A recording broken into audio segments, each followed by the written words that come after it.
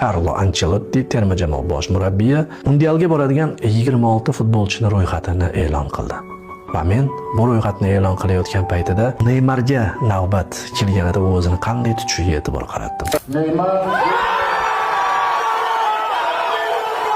Ancelotti Realdan ketib Braziliyaga kelganida eng katta qilgan ishi nima bo'ldi desangiz, Neymarni majbur qildi sport formasiga qaytishga.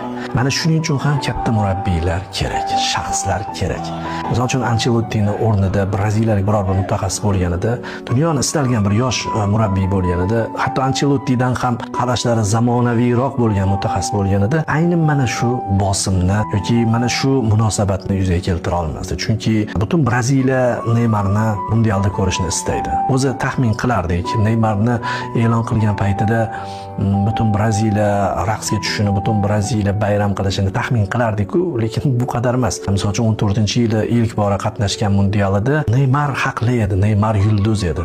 Kulib qo'yavergan. 18-yilgi mundialga u eng asosiy futbolchilardan biri sifatida yo'l olgan. 22-yilda ham endi Neymar tarkibga olinadigan futbolchi edi.